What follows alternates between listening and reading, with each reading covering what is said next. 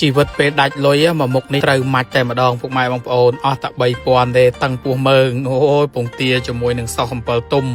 តំណងណាស់ម្ហូបចុងខែមកដល់ហើយពងទាចៀនញ៉ាំជាមួយនឹងសោះអំពិលទុំឥឡូវមកតាមដានវិធីធ្វើទាំងអស់គ្នាចំពោះពងទាយើងយកមកដាក់លាងសម្អាតឲ្យបានស្អាតមកហើយពងទានេះខ្ញុំទិញមកច្រើនគ្រាប់តិចដើម្បីទុកញ៉ាំថ្ងៃក្រោយទៀតណាលាងពងទាអីរួចរាល់ហើយខ្ញុំចាប់ផ្ដើមមកដាក់ដាំបាយចំពោះការដាំបាយរបស់ខ្ញុំគឺខ្ញុំដាំបាយបែបអត់ចោតទេអញ្ចឹងយើងលាងកលាងអីហើយគឺដាក់ទឹកមកល្មមមួយករបស់យើង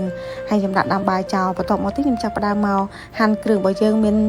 ម្ទេសហើយនិងស្លឹកខ្ទឹមណាហាន់ស្លឹកខ្ទឹមហាន់ម្ទេសអីរួចរាល់ហើយខ្ញុំចាប់ផ្ដើមមកកិនខ្ទឹមសខ្ទឹមក្រហមបន្ទាប់មកយើងចាប់ផ្ដើមមកលាយសោសរបស់យើងមានប៊ីចេងស្ករម្សៅស៊ុបប្រេងខ្យងទឹកម្ទេសទឹកអំពិលទុំហើយខ្ញុំលួចថែមទឹកស្អាតបន្តិចកូរឲ្យរៀងសព្វហើយភ្លក់រសជាតិមកល្មមជូរអែមឆ្ងាញ់ហើយបន្តមកទៀតយើងចាប់ផ្ដើមមកគូពងខ្ញុំប្រើពងទាទាំងអស់5គ្រាប់ហើយឥឡូវពងទាយើងរួចរាល់អីហើយយើងចាប់ផ្ដើមមកធ្វើទឹកសោសអំពិលទុំរបស់យើងណាដាក់ខ្លាញ់កូរខ្លាញ់ឲ្យឡើងឈ្ងុយអីហើយចាប់ផ្ដើមថែមខ្ទឹមសខ្ទឹមក្រហមដែលយើងបានកិនណាកូរខ្ទឹមសខ្ទឹមក្រហមមើលតែឡើងឈ្ងុយហើយយើងចាប់ផ្ដើមចាក់ទឹកសោសដែលយើងបានលាយចូលហើយកូរសោសរបស់យើងឲ្យរៀងឡើងពុះហើយយើងថែមពងទារបស់យើងចំពោះពងទាខ្ញុំចៀនជាប់ភ្នៅអញ្ចឹងយើងអត់ចៀនទុកយូរពេកទេហើយឥឡូវបាយរបស់យើងក៏ឆ្អិនដែរដួសបាយអញ្ចឹងមកនេះអូយហើយពងទារបស់យើងថែមម្ទេសផងថែមស្លឹកខ្ទឹមផងនិយាយពីតំណងណាមុខម្ហូបនេះសម្រាប់អ្នកដាច់លុយត្រូវឲ្យធ្វើតែ2គ្រាប់3គ្រាប់ញ៉ាំមួយឆ្អែតហ្មងហើយពងទា